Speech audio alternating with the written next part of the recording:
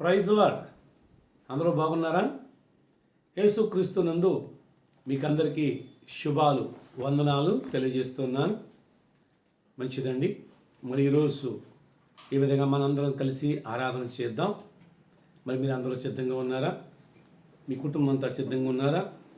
పాటల పుస్తకాలు బైబిల్ కూడా సిద్ధంగా ఉంచుకుని మాతో కలిసి మీరు కూడా సహకరించండి. మీరు ఎక్కడున్నప్పటికీ కూడా సహకరించండి. మంచిది. మరి ఇలాగా దేవుడు ఎంతకాలం ఈ విధంగా ఎవరింట్లో వాళ్ళు ఉండి ఇలా ఆరాధన చేయవలసినటువంటి అవసరత ఆయన చిత్తం. ఏదేమైనా ఆయన చిత్తం. ఎక్కడుండి మనం ఆరాధించినా ఆయన సన్నిధి మీ ఇంట్లో ఉంది, మా ఇంట్లో ఉంది, అందరింట్లో ఉంటుంది. మంచిది. అటువంటి నిరీక్షణతో విశ్వాసంతో ప్రభుని ఆరాధిద్దాం, ప్రభుని చేవిద్దాం. మొదలుగా చిన్న ప్రార్థన చేసుకుని మనము ఈ ఆరాధన ప్రారంభించుకుందాం. పాస్టర్ గారు ప్రార్థన చేస్తారు. పరిశుద్ధుడైన తండ్రి, ప్రేమ నమ్మకం కలిగిన దేవ, కృప కలిగిన తండ్రి, మీకు వందనాలు, స్తుతులు, స్తోత్రాలు చెల్లించుకుంటున్నాం. ఈ విధముగా నా తండ్రి నాయన ఈ యొక్క ఆరాధన సమయాన్ని మీరు మాకు ఇచ్చినందుకు మీకు స్తోత్రములు ప్రభువా. మేము మిమ్మల్ని ఆరాధన చేస్తూ ఉంటుండగా మీ సన్నిధి మాతో ఉంచండి, మీరు మాతో ఉండండి ప్రభువా. ఈ ఆరాధన ద్వారా నీ నామం కనపరచబడినట్లుగా తండ్రి, ఈ ఆరాధన ద్వారా అనేకులు ఆశీర్వదింపబడినట్లుగా, ఈ ఆరాధనలో మేము మరింతగా బలపడినట్లుగా మీ కృపను చూపించండి తండ్రి. సమయాన్ని చేతులకు అప్పగిస్తున్నాం. ప్రారంభం నుంచి ముగింపు వరకు కూడా నీ ఆత్మ నడిపింపునిచ్చి మీరే సహాయం చేసి మహిమ పొందమని యేసునామంలో ప్రార్థిస్తూ ఉన్నాను తండ్రి. ఆమేన్. మంచిది. ఒక పాట పాడుకుందాం. కృపామయుడా నీలో నన్ను నివసించుట అనే పాట పాడుకుందాం. కృపామయుడా నీలోనా, కృపామయుడా నీలోనా నివసింపజేసినందునా ఇదిగో మస్తుతుల సింహాసనం నీలో నివసింపజేసినందునా ఇదిగో మస్తుతుల సింహాసనం కృపామయుడా. ఏ అపాయము నా గుడారము సమీపించనీయక, ఏ అపాయము నా గుడారము సమీపించనీయక, నా మార్గములన్నిటిలో నీవే ఆశ్రయమైనందున, నా మార్గములన్నిటిలో నీవే ఆశ్రయమైనందున కృపామయుడా నీలోనా, కృపామయుడా నీలోనా నివసింపజేసినందునా ఇదిగో మస్తుతుల సింహాసనం నీలో నివసింపజేసినందునా ఇదిగో మస్తుతుల సింహాసనం కృపామయుడా. చీకటి నుండి వెలుగులోనికి నన్ను పిలచిన తేజోమయా, చీకటి నుండి వెలుగులోనికి నన్ను పిలచిన తేజోమయా, రాజవంశములో యాజకత్వము చేసేదను, రాజవంశములో యాజకత్వము చేసేదను కృపామయుడా నీలోనా, కృపామయుడా నీలోనా నివసింపజేసినందునా ఇదిగో మస్తుతుల సింహాసనం నీలో నివసింపజేసినందునా ఇదిగో స్తుతుల సింహాసనం కృపామయుడా.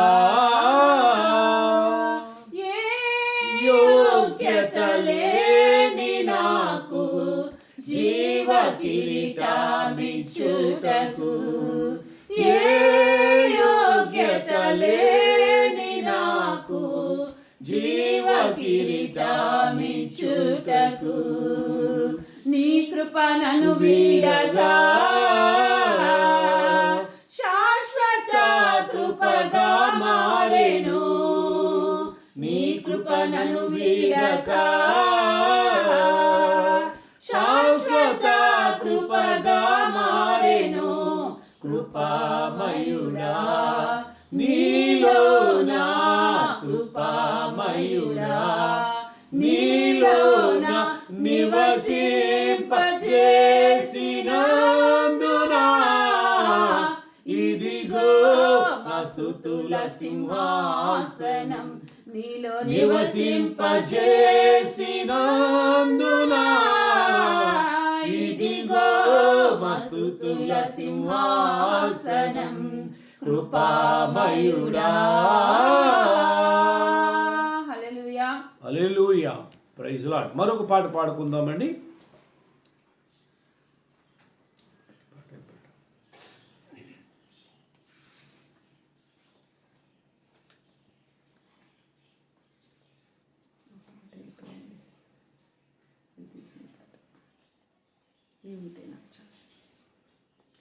నీ ఉంటే నాకు చాలు యేసయ్యా, నీ వెంటే నేను ఉంటాను యేసయ్యా. నీ ఉంటే నాకు చాలు యేసయ్యా,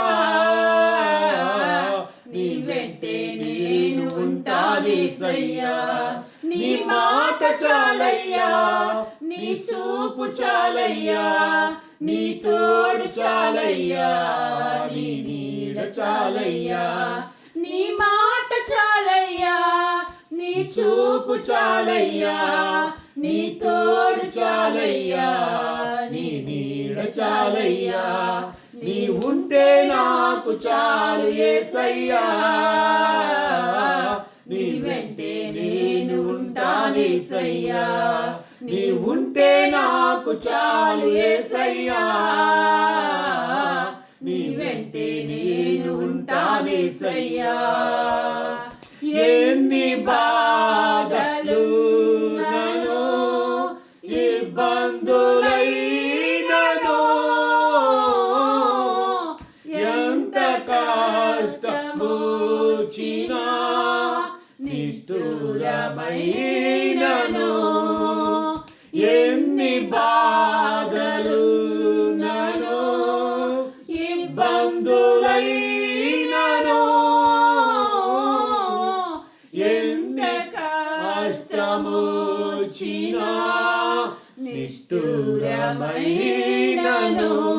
నీ మాట చాలయ్యా, నీ చూపు చాలయ్యా, నీ తోడు చాలయ్యా, నీ నీడ చాలయ్యా. నీ మాట చాలయ్యా, నీ చూపు చాలయ్యా, నీ తోడు చాలయ్యా, నీ నీడ చాలయ్యా. నీ ఉంటే నాకు చాలు యేసయ్యా, నీ వెంటే నేను ఉంటాను యేసయ్యా. నీ ఉంటే నాకు చాలు యేసయ్యా, నీ వెంటే నేను ఉంటాను యేసయ్యా. బ్రతుకునావా పగిలినా కడలి పాలైనను, అలలు ముంచి వేసిన ఆశలు అణగారినా, బ్రతుకునావా పగిలినా కడలి పాలైనను, అలలు ముంచి వేసిన ఆశలు అణగారినా, నీ మాట చాలయ్యా, నీ చూపు చాలయ్యా, నీ తోడు చాలయ్యా, నీ నీడ చాలయ్యా, నీ మాట చాలయ్యా, నీ చూపు చాలయ్యా, నీ తోడు చాలయ్యా, నీ నీడ చాలయ్యా, నీ ఉంటే నాకు చాలు యేసయ్యా, నీ వెంటే నేను ఉంటానేసయ్యా, నీ ఉంటే నాకు చాలు యేసయ్యా, నీ వెంటే నేను ఉంటానేసయ్యా. ఆస్తులన్నీ పోయినా అనాథగా మిగిలినా, ఆప్తులే విడనాడినా, ఆరోగ్యం క్షీణించినా, ఆస్తులన్నీ పోయినా అనాథగా మిగిలినా, ఆప్తులే విడనాడినా, ఆరోగ్యం క్షీణించినా, నీ మాట చాలయ్యా, నీ చూపు చాలయ్యా, నీ తోడు చాలయ్యా, నీ నీడ చాలయ్యా, నీ మాట చాలయ్యా, నీ చూపు చాలయ్యా, నీ తోడు చాలయ్యా, నీ నీడ చాలయ్యా, నీ ఉంటే నాకు చాలు యేసయ్యా, నీ వెంటే నేను ఉంటానేసయ్యా, నీ ఉంటే నాకు చాలు యేసయ్యా, నీ వెంటే నేను ఉంటానేసయ్యా. నీకు ఇలలో ఏదియో లేదు అసాధ్యము, నీదు కృపలో మాకేదియో కాదిల సమానము, నీకు ఇలలో ఏదియో లేదు అసాధ్యము, నీదు కృపతో మాకేదియో కాదిల సమానము, నీ మాట చాలయ్యా, నీ చూపు చాలయ్యా, నీ తోడు చాలయ్యా, నీ నీడ చాలయ్యా, నీ మాట చాలయ్యా, నీ చూపు చాలయ్యా, నీ తోడు చాలయ్యా, నీ నీడ చాలయ్యా, నీ ఉంటే నాకు చాలు యేసయ్యా, నీ వెంటే నేను ఉంటానేసయ్యా, నీ ఉంటే నాకు చాలు యేసయ్యా, నీ వెంటే నేను ఉంటానేసయ్యా. ప్రైజ్ ది లార్డ్, హల్లెలూయా. కీర్తన గ్రంథంలో నుండి వాక్య పఠనం చేద్దాం. 100వ కీర్తన సూర్య చదువుతూ ఉండగా మన అందరము ఉత్తర ప్రత్యుత్తరములుగా ధ్యానం చేద్దాం. అందరూ కూడా మాతో పాటు చెప్పండి. 100వ కీర్తన అందరూ తీసుకుందాం.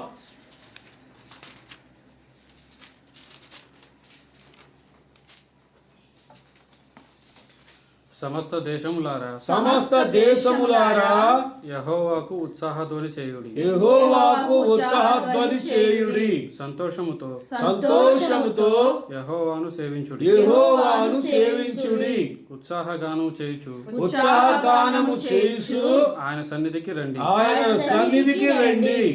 యెహోవాయే యెహోవాయే దేవుడని తెలుసుకొనుడి, దేవుడని తెలుసుకొనుడి, ఆయనే మనలను పుట్టించెను, మనలను పుట్టించెను, మనము ఆయన వారము, మనము ఆయన వారము, మనము ఆయన ప్రజలము, ఆయన ప్రజలము, ఆయన మేపు మేపు గొర్రెలము, కృతజ్ఞతార్పణలు చెల్లించుచు ఆయన గుమ్మములలో ప్రవేశించుడి, కీర్తనలు పాడుచు ఆయన ఆవరణములలో ప్రవేశించుడి, ఆయనను స్తుతించుడి, ఆయన నామమును గణపరచుడి, యెహోవా యెహోవా దయాళుడు, దయాళుడు, ఆయన కృప నిత్యముండును, నిత్యముండును, ఆయన సత్యము తరతరములు ఉండును.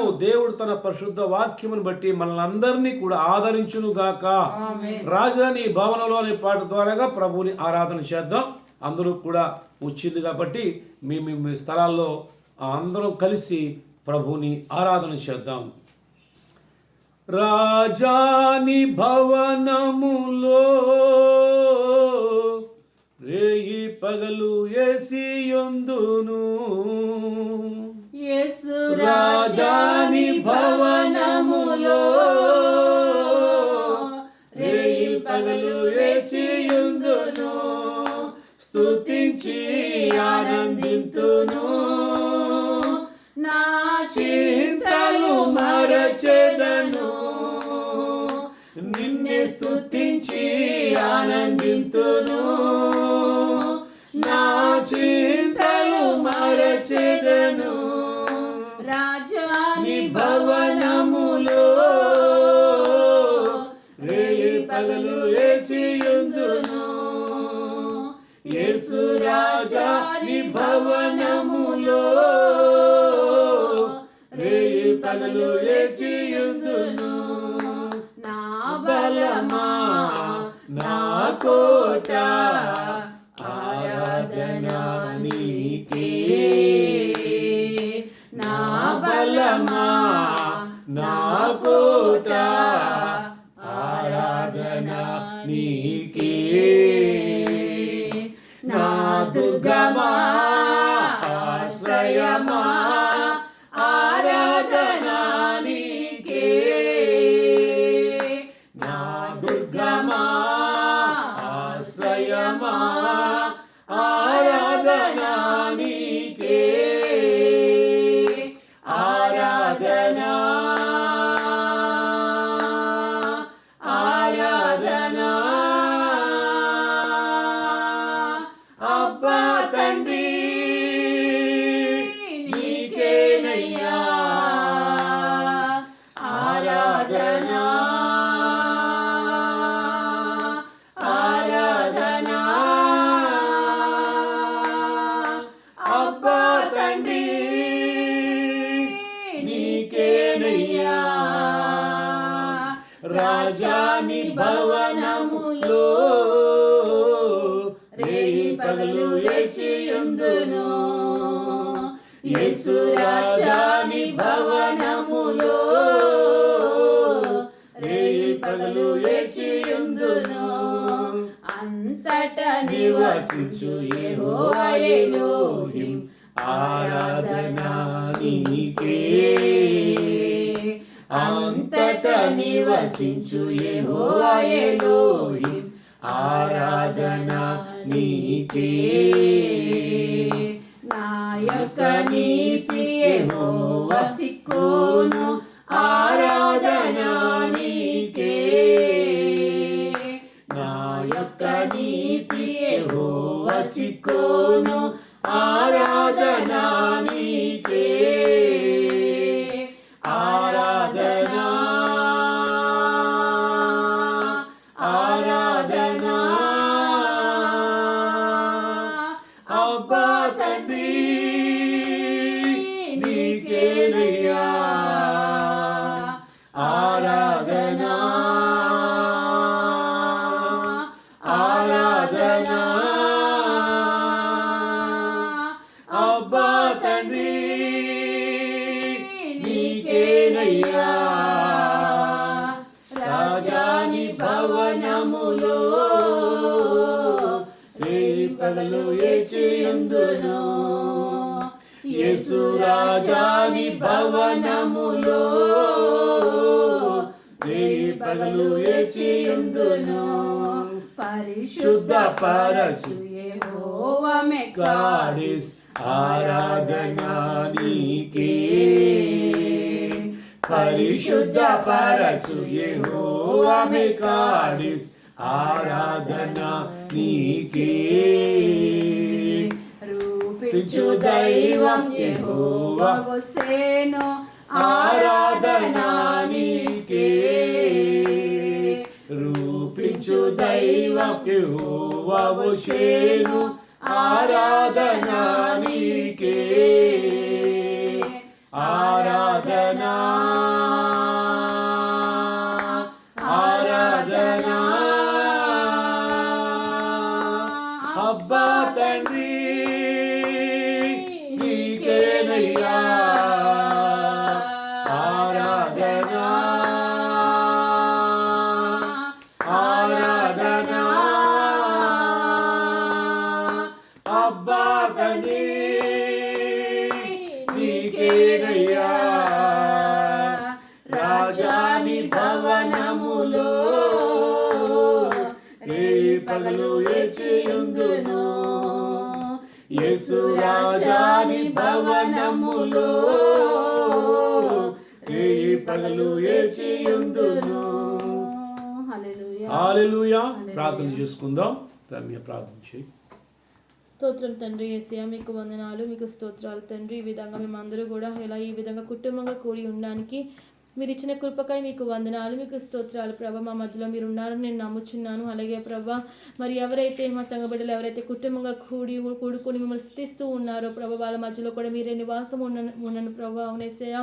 అలాగే తండ్రి, అవును తండ్రి, ఇప్పటి వరకు జరిగిన కార్యక్రమం అంతట్లో కూడా మీరు ఎంతగానో కృప చూపించుకుంటూ వచ్చారు. అందుని బట్టి కృతజ్ఞతలు ప్రభా.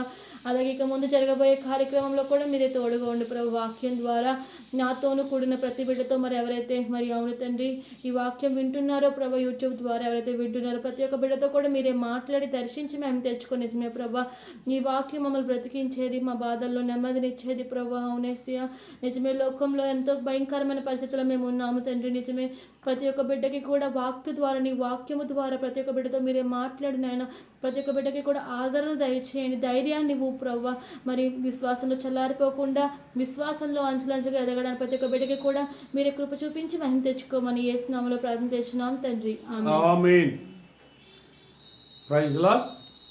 మంచిది. ఈ సమయంలో పరిశుద్ధ గ్రంథంలో నుండి వాక్యాన్ని మనం ధ్యానం చేసుకుందాం. అపోస్తుల కార్యములు 11వ అధ్యాయం అందరం కూడా తీసుకుందాం. అపోస్తుల కార్యములు 11వ అధ్యాయం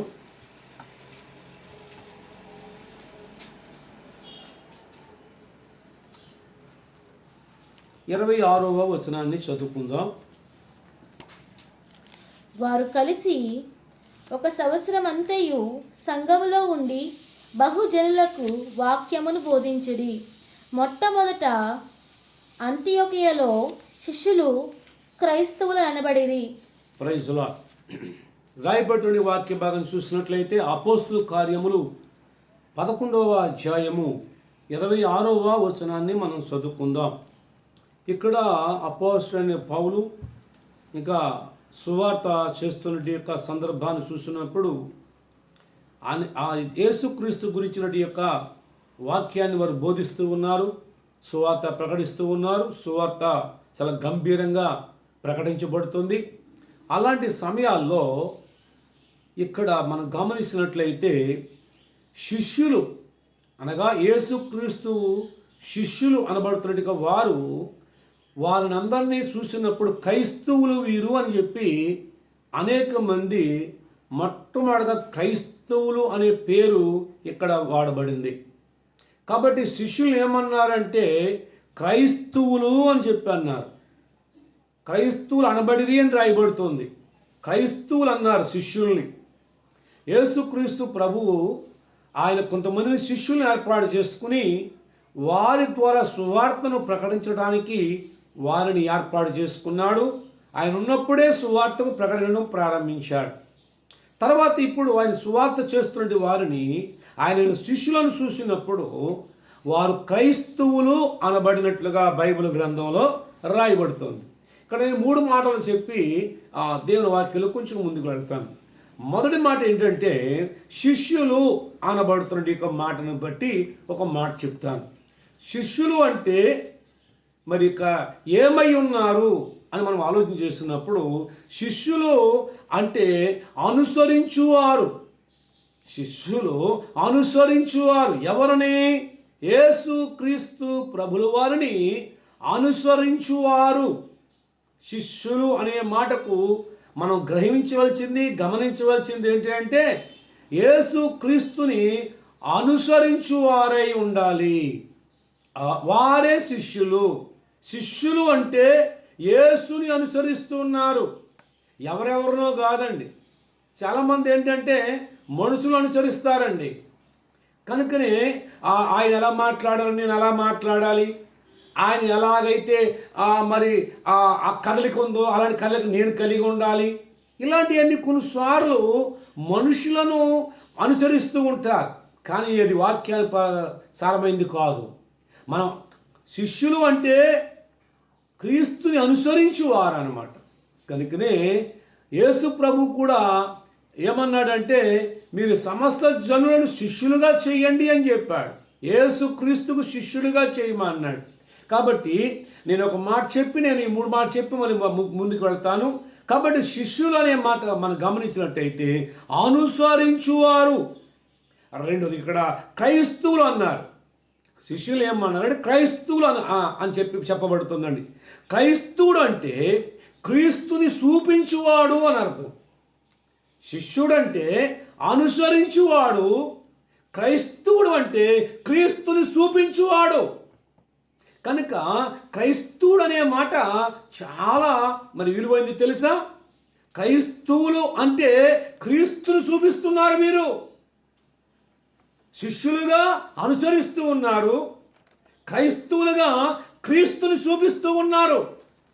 మరి నీవు క్రీస్తుని చూపించే ఆ వ్యక్తిగా నీవు ఉన్నావా అనేది విషయాన్ని మనం గమనించాలి.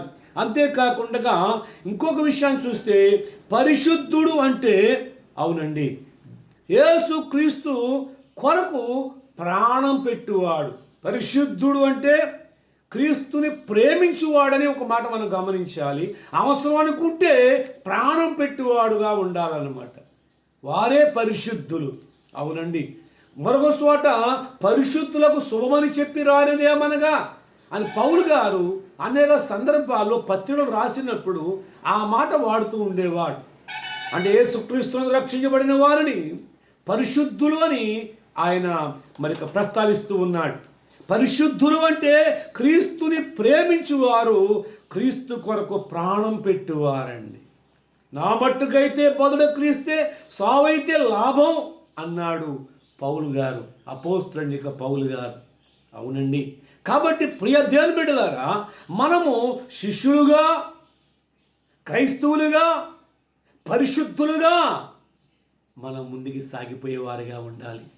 ప్రభువు రాకడ సమీపమైన దినాల్లో ఉన్నాం కనుక ప్రభువు వచ్చినప్పటికీ అవునండి మనము క్రీస్తుని అనుసరించు వారిగా, క్రీస్తుని చూపించు వారిగా, క్రీస్తుని ప్రేమించు వారిగా, అంటే క్రీస్తు కొరకు ప్రాణం పెట్టువారుగా మనం సిద్ధపడాలండి. అదే మహాభాగ్యం. మంచిది. ఇక్కడ మనం ఆలోచించేద్దాం. శిష్యుడు అంటే అనుసరించువాడు. మనం అనుసరించాలి. ఇప్పుడు పరిశుద్ధ గ్రంథం, వాక్యము మనం చదువుతూ ఉన్నాం. కాబట్టి చాలామంది ఏమంటారంటే నేను ఇన్ని సార్లు చదివానండి, నేను 100 సార్లు చదివానండి అన్నవాడు కూడా లేకపోలేదు. మంచిది, చదవటం మంచిది. కానీ చదవటం మట్టుకైతే కనుక అది నీకు ఉపయోగం కాదు. ఊరికే చదవటానికే బైబిల్ వాడితే కనుక ప్రయోజనం కాదు. చదవటానికి కాదండి బైబిల్. ఈ బైబిల్ దేవుడు మనకిచ్చింది నడవటానికి. అదండి. చాలామంది చదివి సరిపెట్టేస్తున్నారు అన్నమాట. ఏమండి, చదివి సరిపెట్టేసుకుంటున్నారు. బైబిల్కి విరోధంగా ఉన్నవాళ్ళు కూడా చదువుతున్నారు కదా, బైబిల్కి వ్యతిరేకంగా ఉన్నవాళ్ళు చదువుతున్నారు కదా. చాలామంది దీన్ని చదివి ఎక్కడ తప్పులు ఉన్నాయో పట్టుకోవడానికి చూస్తున్నారు. ఎక్కడ తప్పులు లేవు, కానీ అర్థం కాక తప్పులు అనుకుని దాని మీద వారు ప్రచారం చేస్తున్నారు. వారు వ్యతిరేకమైన భావన కలిగి చదువుతున్నారు కనుక వారికి అర్థం కావట్లేదు. దీన్ని బట్టి ఈ బైబిల్ తప్పు అంటున్నారు. ఈ బైబిల్ తప్పు అన్నవాడు తప్పుడు అనమాట. వాడికి వాళ్ళనే తప్పులు అర్థం కాక బైబిల్ తప్పు అనుకుంటున్నాడు. కనుకనే ప్రభునందు ప్రియమైన దేవుని బిడ్డలారా, ఈ బైబిల్ వాక్యం ఎందుకంటే ఓన్లీ చదవటానికైతే మాత్రం కాదు, చదివిన దాని ప్రకారంగా నడవటానికి అనమాట బైబిల్ గ్రంథం. బైబిల్ గ్రంథం ఎందుకు ఉందో మనకంటే నడవటానికి. కాబట్టి ఈ బైబిల్ గ్రంథం ఉన్నప్పుడు ఓన్లీ చదవటానికి మాత్రం సరిపెట్టకండి. చదవటానికే అయితే కనుక చదవటమే అవసరం లేదు. ఓన్లీ చదువుకుంటాం అయితే ఎన్నో పుస్తకాలు చదివినట్టుగానే ఇది చదివితే నీకు నిష్ప్రయోజనం. చదవటానికి మాత్రం కాదు బైబిల్. అవునండి నేను 10 సార్లు చదివానండి, 20 సార్లు చదివాను చెప్పుకోవడానికి బాగుండదేమో అంతే. ఏంటి ఎన్నిసార్లు చదివో కాదు, ఎంతవరకు ఈ బైబిల్ అనుసరిస్తున్నావు అది కావాలి. ఒకసారి నిన్ను నువ్వే పరీక్షించుకో. ఎంతవరకు అనుసరిస్తున్నావు ఈ బైబిల్ని? ఈ బైబిల్ అనుసరించువారుగా మనం ఉండాలి. అంటే బైబిల్ అనుసరించాలంటే యేసుక్రీస్తుని అనుసరించాలి. అదండి. కనుక బైబిల్ గ్రంథంలో ప్రభు అన్నాడు, చూద్దాం. మత్తయి సువార్త 28వ అధ్యాయం బైబిల్ అందరూ తీసుకుందాం. మత్తయి సువార్త 28వ అధ్యాయం 18, 19 వచనాలు చదువుతామండి. అయితే యేసు వారి యొద్దకు వచ్చి, పరలోకమందును భూమి మీదను నాకు సర్వాధికారము ఇయ్యబడి ఉన్నది, కాబట్టి మీరు వెళ్ళి సమస్త జనులను శిష్యులుగా చేయుడి. అది కాబట్టి మీరు వెళ్ళి సమస్త జనులను శిష్యులుగా చేయుడి. తండ్రి యొక్కయు కుమారుని యొక్కయు పరిశుద్ధాత్మ యొక్కయు నామములోనికి వారికి బాప్తిసం ఇచ్చుసు నేను ఏ సంగతులు మీకు బోధించానో వాటన్నిటినీ గైకొనవలెనని అది బోధించాలి. ఇదిగో సరిపోతుంది. కాబట్టి దేవుని వాక్యం బట్టి చూస్తే సమస్త జనులను శిష్యులుగా చేయండి. వాడి తండ్రి యొక్కయు కుమారుని యొక్కయు పరిశుద్ధాత్మ నామములో బాప్తిసం ఇవ్వండి. అవునండి ప్రభునందు పిల్లరా, ఈ బాప్తిసం ఉండదు చాలామందికి, మారు మనసు ఉండదు చాలామందికి, దాని గురించి చెప్పరు, దాని గురించి బోధించరు. జాగ్రత్త. అవునండి దేవుని వాక్యం చెప్తుంది సమస్త జనులను శిష్యులుగా చేయాలి అని బైబిల్ చెప్తుందండి.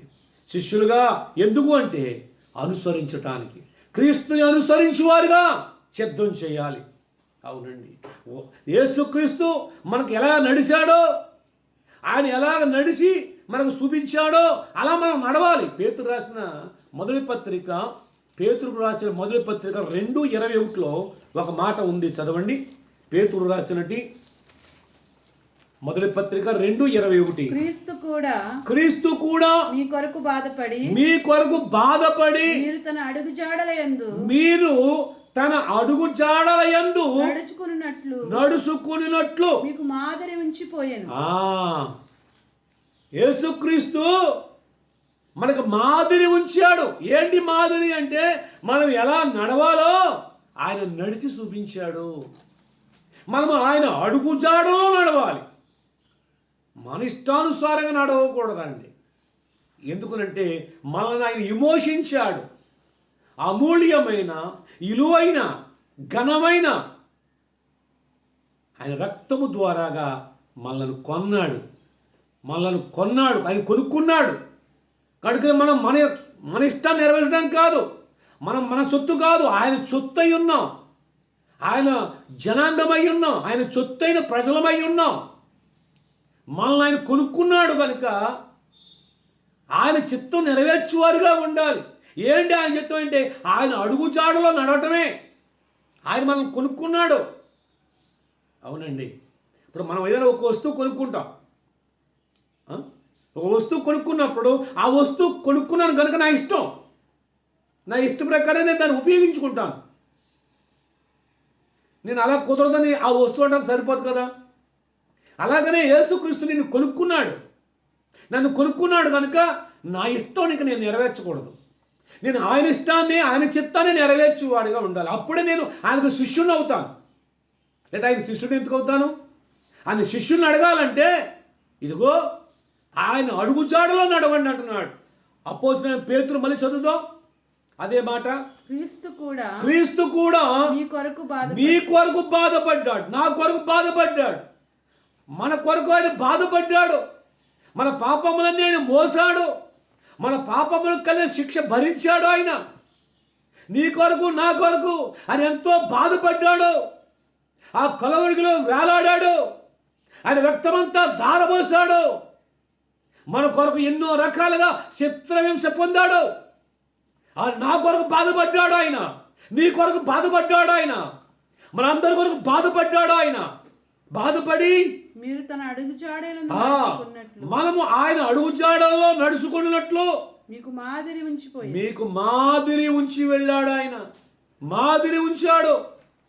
మాదిరి, ఇదిగో మీరు ఇలా నడవండి. ఒక త్రోవ చూపిస్తాడు, ఇదిగో ఇలా నడవండి. అడుగులు చూపిస్తాడు, ఈ అడుగుల్లో ఒక అడుగులు వేసుకురండి. యేసుక్రీస్తు లోకానికి వచ్చి మనకు మాదిరి చూపించాడు.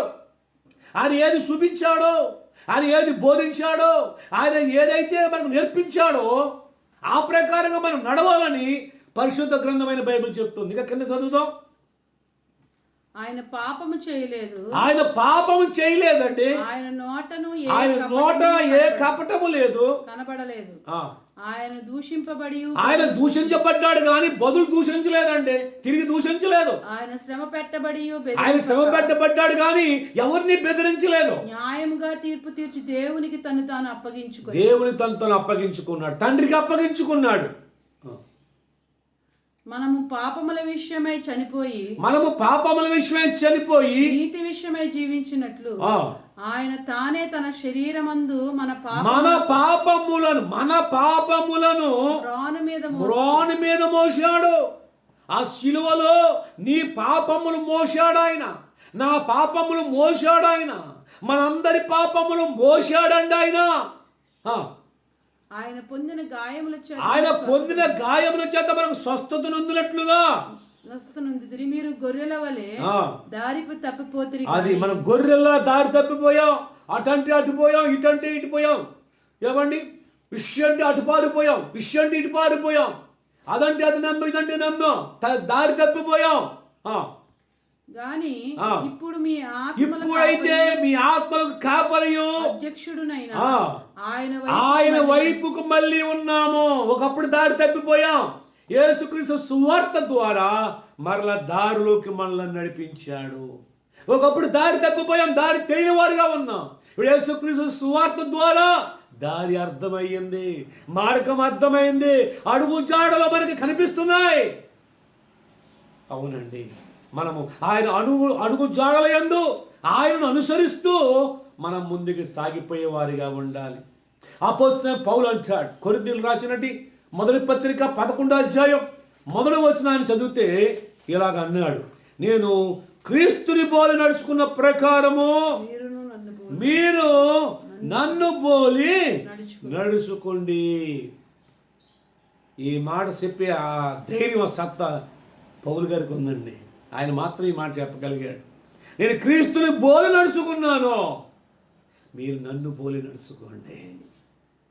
ప్రభునందు ప్రియమైన దేవుని బిడ్డలారా, మనందరము కూడా ఆయన శిష్యులుగా చేర్చబడ్డాం. అయితే మనందరము కూడా ఆయన అడుగుజాడలో నడవడానికి ఈ బైబిల్ దేవుడు మనకు ఎందుకు ఇచ్చాడంటే ఆయన అడుగుజాడలో నడవటానికి. ఈ బోధ మనకు ఎందుకు చేయబడుతుందంటే ఆయన అడుగుజాడలో నడవటానికి. మనం ఎందుకు ప్రార్థన చేస్తున్నాం అంటే ఆయన అడుగుజాడలో మనల్ని నడిపించాలని. ఆయన అడుగుజాడలో నడిచినప్పుడే నిత్య జీవంలోకి మనం వెళతాం. ఆ దారి తప్పిపోతే మనం ఆ నిత్య జీవానికి వెళ్ళలేం. మనకని ఆయన మనకు మార్గాన్ని చూపించాడు, ఆయన మనకు త్రోవ చూపించాడు. ఆ ప్రకారం మనం వెళ్ళాలి అంటే మనము నేర్చుకోవాలి. అందులో యేసుప్రభు అన్నాడు, ఆయన నేర్పుతున్నాడు. ఎలా నేర్పుతున్నాడు చూడండి, ఎంత చక్కగా నేర్పుతున్నాడు యేసుప్రభు వారు. మత్తయి సువార్త 11వ అధ్యాయం 29వ వచనం అండి. మత్తయి సువార్త 11వ అధ్యాయము 29వ వచనం అండి. చదువు. నేను సాత్వికుడను దీన మనసు గలవాడను కనుక మీ మీద నా కాడి ఎత్తుకొని నా యొద్ద నేర్చుకొనుడి. అదండి తర్వాత చదువుదాం. కాబట్టి ఇక్కడ ఏమంటున్నాడంటే నేను సాత్వికుడను.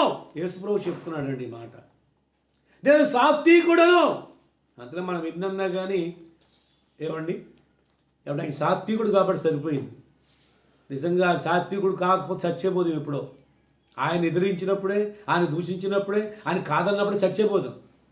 కానీ చంపడానికి రాలేదు, బ్రతికడానికి వచ్చాడు ఆయన, రక్షించడానికి వచ్చాడు, సాత్వికుడుగా వచ్చాడు ఆయన. కాబట్టి నేను సాత్వికుడను దీన మనసు గలవాడు అంటున్నాడు. ఏ మనసు అయింది? దీన మనసు గలవాడును. అంతేకాకుండా మీ మీద నా కాడెత్తుకోండి, మీ మీద నా కాడెత్తుకోండి. మీ మీద నా కాడి ఎత్తుకుని నా యొద్ద నేర్చుకోండి. మీరు నేర్చుకోండి. మీ మీద నా కాడి ఎత్తుకుని నేర్చుకోండి. కాడి అంటే రెండు వైపులా రెండు ఎద్దులు ఎత్తుకుంటాయి అన్నమాట. బండికి కాడి ఉంటారు, ఆ కాడి రెండు ఎద్దులకు కడతారనమాట. రెండు ఎద్దులు కూడా ఆ కాడి మోస్తూ ఉంటాయి. ఆ బండి మీద ఏదైతే ఉందో అది లాక్కుంటూ వెళ్తూ ఉంటాయి. కనుక పూర్వదినాల్లో ఇంట్లో మరి ఆవుకు పుట్టినట్టు యొక్క గిత్తతోళ్ళు అవి పెద్ద ఎదుగుతున్నప్పుడు కొంచెం వయసు వచ్చినప్పుడు వాటికి ఆ కాడిని ఏర్పడానికి ఒక ముసలి ఎద్దుని ఒక పక్కన కట్టి, ఒక ముసలి ఎద్దును పక్కన కట్టి, ఈ పక్కన గిత్తం కట్టేవారు అనమాట. అర్థం కాదు, అర్థం అవిది కాదు. ఒకసారి నేను అడిగాను, అప్పుడు చిన్నవాడిని అడిగాను, ఇదేంటిది రెండు ఉన్నాయి కదా అక్కడ, ఆ ఒక్క చిన్న యొక్క మరి గిద్ద తోడ లాంటి రెండు ఉన్నాయి, ఆ రెండింటి కడితే అందంగా ఉంటుంది కదా, బాగుంటుంది కదా. ఓ పక్కన ముసలిదాన్ని కట్టారా, ఓ పక్కన ఈ గిద్ద తోడుని కట్టారా, ఇదేంటిది అంటే ఏమన్నా తెలుసా అండి? ఈ రెండు కూడా ఈ గిద్ద తోడును కడితే పరుగు వెళ్ళి అక్కడ పాడేస్తాయండి. కాడెట్టుకెళ్ళి అదన్నా పోతాయి, ఇటన్నా పోతాయి, అందులోనే పాడేస్తాయి, ఇందులో పాడేస్తాయి, బండి తిరగబెడతాయి రెండు కలిపి. లాగుతోని తెలియదు కనుక వాడు నేర్పించాలంటే ఓ పక్కన ముసలెద్దు ఉండాలన్నమాట.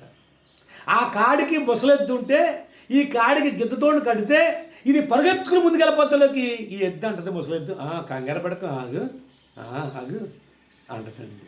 అలాగే నేను రాను అని ఇలా వెనక్కి పీకబెట్టింది అనుకోండి, లాగాలి.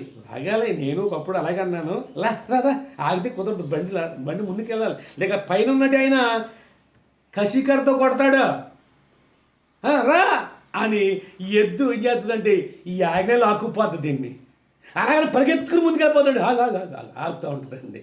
కాబట్టి ఎలా నడవాలో, ఎలా లాగాలో, ఎలా నడక ఉండాలో నేర్పి. ఫస్ట్ ఏమవుతుందంటే ముందుగానే పరిగెట్టేస్తే వెనకాల లాగేద్ది, అట్లాగే అంతే. అది ఇది గంటేస్తుంది, లేతే ఇది గంటేసినా ఇది గంటనో కాసేద్ది, అట్లా లాగేసినా ఇది వదలదాం కాడి. కంగారు పడక, మరి కంగారు పడతాం అట్లా వెళ్తే. ఇటు గంటైతే ఇటు పడతాం, అటు వెళ్తే అటు పడతాం, కంగారు పడక త్రోవ నిబ్బరంగా నడవాలి అన్నట్టుగా ఈ ముసలిది ఏం చేద్దంటే కొద్ది రోజులు అలా ప్రతిరోజు కడతా ఉంటారు, కొన్ని గంటలు అలా కట్టగా కొన్నాళ్ళకి ఏమవుద్దంటే ఆ ఎద్దుతో పాటు ఇది కూడా చక్కగా నడుచుకుంటా ఆ బండి భుజం మీద ఆ కాడి లాక్కుంటూ వెళ్తూ ఉంటుంది. ఆ తర్వాత మరో గిత్తకు కూడా ఇలాగే నేర్పిన తర్వాత అప్పుడు 2 గిత్తలు జతేస్తారు, అప్పుడు చక్కగా బండి లాగుతుంది. అర్థమైందా?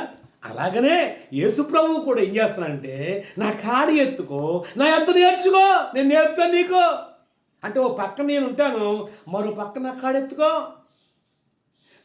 నీవు ఎలాగైతే నీకు తెలియదు కదా, నేను నీకు నేర్పిస్తాను. ఈ ముసలిది ఏ విధంగా అయితే నేర్పించిందో మన ప్రభువైన యేసుక్రీస్తు ఓ పక్కన కాడి ఆయన వేసుకుని మరో పక్కన కాడిని వేసుకో, నా కాడి వేసుకో. ఓ పక్క నేను కాడి కలిగి ఉన్నాను, నువ్వు కూడా కాడెత్తుకో, నీ భుజం మీద తీసుకో. నా కాడి ఏం చేయాలి నువ్వు? ఎత్తుకున్న అర్థం ఏం చేయాలి నువ్వు? నేర్చుకోవాలండి. దేవుని సన్నిధిలో నేర్చుకోవాలి, ఆయన పాదాల దగ్గర నేర్చుకోవాలి. అవునండి, ఆయన నేర్పిస్తాడండి. ఏమండి, నా ఏళ్లకు యుద్ధం నేర్పాడంటాడు దావీదు. అవునండి, ఏదైనా నేర్పుతాడండి ఆయన. నేర్చుకుని ఆ ఆశ, నేర్చుకోవాలనే ఆ ఆసక్తి నీలో ఉంటే ఆయన చక్కగా నేర్పిస్తాడండి. ఎలా ప్రార్థించేయాలో నేర్పిస్తాడు, బైబిల్ ఎలా చదవాలో నేర్పిస్తాడు, బైబిల్ని ఎలా అనుసరించాలో నేర్పిస్తాడు, బైబిల్ని ఎలాగా బోధించాలో నేర్పిస్తాడు, ప్రతి విషయాన్ని కూడా నేర్పిస్తాడు. నీ కుటుంబాన్ని ఎలా కట్టుకోవాలో నేర్పిస్తాడు, నీ బిడ్డలు ఎలా పెంచాలో నేర్పిస్తాడు, నువ్వు ఎలా నడవాలో నేర్పిస్తాడు, నీ కుటుంబం కొరకు నువ్వే విధంగా కష్టపడాలో నేర్పిస్తాడు. ప్రతి విషయాన్ని కూడా భౌతికమైనది, ఆత్మ సంబంధమైనది, అన్ని విషయాలు కూడా నీకు నేర్పిస్తూ ఉంటాడు ఆయన. నువ్వు నేర్చుకోవడానికి ఇష్టపడితే, నేర్చుకోవడానికి ఆసక్తి నీకు కలిగితే నా కాడెత్తుకు, నీకు నేర్పిస్తాను. ఎవరు నేర్పిస్తారండి? మన ప్రభు యేసుక్రీస్తు అంటున్నాడు, నేర్పిస్తాను అంటున్నాడు. అవునండి, ఒకప్పుడు మేము గుణపం తీసుకుని గడపర తీసుకుని గొట్లంగలు తవ్వేవాళ్ళం, పారచ్చుకుని ఆ గొట్లంగ కొట్టేవాళ్ళం, కొడలు ఇచ్చుకుని చేను కోసేవాళ్ళం. ఈ రీతిగా మా చేతులు ఏముండి అంటే కొడవలు ఉండేది, గుణపం ఉండేది, పార ఉండేది, వ్యవసాయ సంబంధమైన పనిముట్లు చేతులు ఉండేవి. కానీ ప్రభుత్వం నమ్ముకున్నాక ప్రభులోకి వచ్చిన తర్వాత ఆయన ఏం చేసాడు తెలుసా? బాబు కొడలు పక్కనెట్టు, ఈ కర్ర తీసుకో అన్నాడు. ఏం కర్ర? డ్రమ్ కర్ర కొట్టు అన్నాడు. అనేకులు ఎటకారంగా చూసుకునేవారు, ఇదేంటారు బాబా డప్పులు కొడుతున్నారేంటి వీళ్ళు అన్నట్టుగా. అది మహాభాగ్యంగా ఎంచుకుందాం తెలుసండి. ఆ కర్ర తీసుకుని ప్రభువుని స్తుతిస్తూ ఆ డ్రమ్ కొడుతుంటుంటే ఎంత తన్మయం చెందేమో తెలుసా? ఆ విధంగా డ్రమ్ కొడుతూ నేర్పించాడు. పాటలు నత్తి నోరుమాయి ఏమండి, నోటిని ముట్టి ఏమండి పాట పాడుతూ నేర్పించాడు. వాక్యాన్ని చదవటం నేర్పించాడు. చదవటం వచ్చేది కాదు, ఆ మాటలు తిరిగే కాదు, ఇదంతా కూడా నేర్పించాడు. నత్తినోరండి, ఎక్కునోరండి. కానీ నేర్చుకుని ఆసక్తి చూపితే నేర్పించాడండి. ఇప్పుడు మీరు వాక్యం వింటున్నారు. ఒకప్పుడు నాకేమీ తెలియదు, ఆయన నేర్పించాడు. ఆయన నేర్పిస్తానంటున్నాడు ఇప్పటికీ. అవునండి, శిష్యుడుగా మనము నేర్చుకోవడానికి ఇష్టపడితే, శిష్యురాలుగా నేర్చుకోవడానికి ఇష్టపడితే ఆయన నేర్పిస్తాడండి. నేర్చుకుని ఓపిక నీకుంటే నేర్పిస్తాడు. నేర్చుకుంటే ఏమవుతుందో తెలుసా? మీ ప్రాణములకు విశ్రాంతి దొరుకుతుంది. అబ్బా ఎంత తృప్తిగా ఉంటుందో తెలుసా? ఎంత నెమ్మదిగా ఉంటుందో తెలుసా? ఎంత ఆనందంగా ఉంటుందో తెలుసా అండి? ఆయన దగ్గర మనం నేర్చుకుని ఆయన అడుగుజాడలు నడుచుకుంటే మీ ప్రాణాలకు విశ్రాంతి దొరుకును. ఏలయనగా నా కాడి సులువుగాను నా భారము తేలికగా ఉంటుంది. ఎందుకు సులువుగా ఉంటుంది అని కాడి అంటే? ఆయన కాడంతా ఆయనే మోసేస్తాడు, నీది కూడా ఆయనే మోసేస్తాడు, నీ భారం కూడా ఆయనే మోసేస్తాడు. కాబట్టి ఆయన కాడి సులువుగా ఉంటుంది, ఆయన భారం తేలికగా ఉంటుంది. ఎందుకంటే మన భారం అంతా ఆయన మోసేసాడు కనుక, ఆయన మీద వేసుకున్నాడు కాబట్టి మన చెంత యావత్తు మనకి ఎలా ఉంటుందంటే సులువుగా ఉంటుంది, తేలికగా ఉంటుంది. మన మనసులు తేలికైపోతాయి. బరువుతో ఉన్నట్టు మన మనసులు బరువుతో ఉన్నట్టుగా ఏమండి, బాధలనే బరువుతో ఉన్నట్టుగా మన హృదయాలు తేలిక చేసేస్తాడండి. ఏమండి, బాధలతో బరువుతో వెళ్ళింది దేవుని సన్నిధికి అన్న, తన హృదయంలో ఉన్న బాధ అంతా కుమరించుకుంది, తేలికైపోయింది.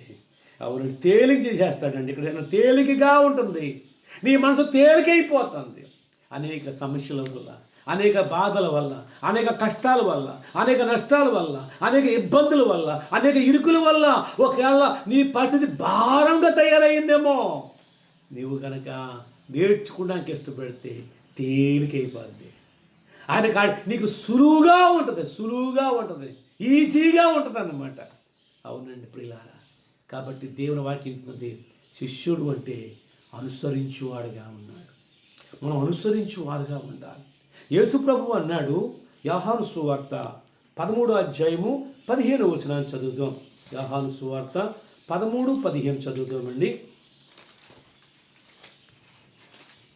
నేను మీకు చేసిన ప్రకారము మీరును చేయాలని మీకు మాదిరిగా ఇలాగూ చేసి తిని. అది మీరు కూడా చెయ్యాలని నేను ఎందుకు చేశానంటే, మీకు మాదిరిగా ఎందుకు చేశానంటే మీరు కూడా ఇలా చెయ్యాలి. ఏం చేశాడు ఆయన? 14వ వచనం చదువుదాం. కాబట్టి ప్రభువును బోధకుడునైనా నేను మీ పాదములను కడిగిన ఎడల మీరును ఒకరి పాదములను ఒకరు కడగవలసినదే. మరి ఎప్పుడైనా ఎవరి పాదాలన్నా కడిగారా మీరు? చాలా సహవాసాలు ఇది ఉండదండి. మరి యేసు చెప్పాడు కదా, మరి ఊరికే రాయబడింది ఇది ఇందులో, ఒకరి పాదాలు ఒకరు కడగవలసింది. అవును, నీ జీవితంలో ఒక్కసారైనా జరిగింది అలా? ప్రతి సంవత్సరము కూడా అవును మరొకరు పాదాలు మేము కడుతూ ఉంటాం. అలాగే అందరూ కూడా మరొకరు పాదాలు కడుతూ ఉంటారు. ఇది ప్రభు చెప్పాడు, ఇదిగో చెప్తున్నాడు, నేను చేసిన ప్రకారం, నేను ఏ ప్రకారం చేశానో అదే ప్రకారం మీరు చెయ్యాలి. ఎందుకంటే మీరు నా శిష్యులు అవ్వాలంటే, మీరు నా శిష్యులుగా ఉండాలి అంటే, మీరు కూడా అలాగున చేయాలి అని పరిశుద్ధ గ్రంథం తెలియజేస్తుందండి. ఆ ప్రకారం మీరును చేయవాలని మీకు మాదిరిగా చేసి తిని అని చెప్తున్నాడు. కనుక శిష్యుడు అనేవాడు ఏమండి అనుసరించువాడుగా ఉండాలి, క్రీస్తుని అనుసరించువాడుగా ఉండాలి. బైబిల్ చదువుతుందో చదివిపెట్టకూడదు, కానీ చదివిన దాని ప్రకారం నడిచేవాడుగా ఉండాలి. అవును, లూకాసు వార్త 14వ అధ్యాయము, లూకాసు వార్త 14వ అధ్యాయము 25, 26, 27 వచనాలు 3 చదువుదాం. బహు జన సమూహములు ఆయనతో కూడా వెళ్ళుచున్నప్పుడు ఆయన వారి తట్టు తిరిగి ఎవడైనాను నా యొద్దకు వచ్చి తన తండ్రిని తల్లిని భార్యను పిల్లలను అన్నదమ్ములను అక్క చెల్లెండ్రును తన ప్రాణమును సహా ద్వేషింపకుంటే వాడు నా శిష్యుడు కానేరడు అని రాయబడింది. ఎందుకనంటే ఇక రాయబడి చాలామందికి అర్థం కాక, భార్యను ద్వేషించమంటాడా దేవుడైతే, అన్నదమ్ములు ద్వేషించమంటాడా, అక్క చెల్లెలను ద్వేషించమంటాడా, పిల్లలను ద్వేషించమంటాడా, ప్రాణాన్ని కూడా ద్వేషించమంటాడా అని అనుకుంటారు చాలామంది. ద్వేషించమంటే అది కాదు ఉద్దేశం. అంటే అన్నిటికంటే కూడా చెప్పబడిన అన్నిటికంటే యేసును ప్రేమిస్తున్నావా, యేసును ప్రేమించువారుగా ఉండాలని కోరుతున్నాడు. అవును, క్రీస్తు కొరకు అవసరం అనుకుంటే, అవునండి, ఎక్కడ ఎవరన్నా వచ్చి యేసు ప్రభు వదిలిపెడతావా లేదు అన్నారు అనుకోండి, అవసరమైతే వాళ్ళని వదిలిపెడతానికి కానీ ఇష్టపడతారు, కానీ యేసు వదులటానికి ఇష్టపడరు. నీ ప్రాణం వదిలితేస్తావా, యేసు వదులుతావా అన్నారు అనుకోండి, ప్రాణం విడిచిపెడతాను కానీ యేసును విడిచిపెడతాను ఒప్పుకోరండి. అందులో దానియేలు అనగా ఇంకా అనేక మంది భక్తులు వారు ప్రాణాలు విడిచిపెడతానికి ఇష్టపడ్డారు, కానీ యేసు ప్రభువుని విడిచిపెడతానికి ఇష్టపడలేదండి. అందులో ఉన్నట్టు అది శిష్యుడు అంటే. ప్రియ దేవుని బిడ్డలారా, ఎందుకనంటే ఇక్కడ వాడు నా శిష్యుడు కావాలి అంటే నాకంటే ఎక్కువ దేన్ని ప్రేమించకూడదు ప్రభు యొక్క ఉద్దేశం. ఎందుకంటే ఏది ప్రేమించినా అది ఆయనకు ఏమాత్రం ఘనత తెచ్చేదిగా ఉండదండి. నీ భార్య కంటే ప్రభువుని ప్రేమించు, నీ భర్త కంటే ప్రభువుని ఎక్కువ ప్రేమించు, నీ బిడ్డల కంటే ప్రభువుకి ఎక్కువ ప్రాముఖ్యతని, అన్నిటికంటే ప్రభుకి ప్రాముఖ్యతను ఇవ్వాలని బైబిల్ చెప్తుంది. దేవుని చిత్తం అయితే మరొక వాక్య భాగంలో నుంచి మనం ధ్యానం చేసుకున్న తర్వాత భాగంలో చూద్దాం. అవునండి, ఎందుకు యేసు ప్రభువుని అన్నిటికంటే అందరికంటే ఎక్కువ ప్రేమించాలి అనే విషయాన్ని ధ్యానం చేద్దాం. కాబట్టి ఈ యొక్క సమయంలో నేను ముగింపబోతున్న ఈ సమయంలో మనం చూసినట్లయితే, ఇదిగో మీలో ఎవడైనాను సరిపోతుంది అక్కడ చదివినా, మరియు ఎవడైనా తన సిలువను మోసుకుని నన్ను ఎంబడింపని వాడలా వాడు నా శిష్యుడు. ఎవడైనా నన్ను ఎంబడించాలంటే సిలువను ఎత్తుకుని మోయాలి. సిలువ అనగా శ్రమలకు సాదృశ్యం. యేసుక్రీస్తుని బట్టి ఒకవేళ ఎలాంటి నింద రావచ్చు, శ్రమ రావచ్చు, కష్టం రావచ్చు, ఇబ్బంది రావచ్చు, అయినా సరే ఆ శ్రమలనే సిలువను మనం మోస్తూ ఆయనని వెంబడించాలి, ఆయన అడుగు జాడలో నడవాలి. అప్పుడు మనము ధన్యులమండి. ఆ విధంగా మనము ఆయన అడుగు జాడలో నడిచినట్లుగా, ఆయనకు శిష్యులుగా ఉండినట్లుగా. అవునండి, శిష్యుడు ఎలా ఉండాలో మనం చూస్తాం కదా, ఆ విధంగా ఆయనకు తగిన శిష్యులుగా మనం ఉందాం. శిష్యుడు అనేవాడు ఇంకా ఎలా ఉంటాడో తర్వాత వాక్య భాగంలోనూ కూడా మనం ధ్యానించుకుందాం. అట్టి కృప దేవుడు మనకు అనుగ్రహించునుగాక. మనందరము కూడా యేసుక్రీస్తు ప్రభుకి మంచి శిష్యుడుగా ఆయనను వెంబడిస్తూ, ఆయన అనుసరిస్తూ, ఆయన అడుగుజాడలో నడుద్దాం. అట్టి కృప దేవుడు మనకు దయచేయునుగాక. ప్రార్థన చేసుకుందామా? ప్రేమగల మా ప్రభువా, నీకు వందనాలు, స్తోత్రాలు. ఎత్తబడిన వాక్యాన్ని ఫలింపచేయండి.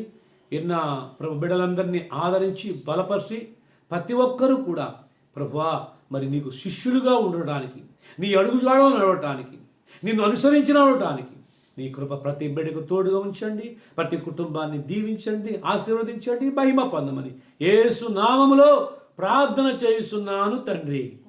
ఆమేన్. Praise the lord.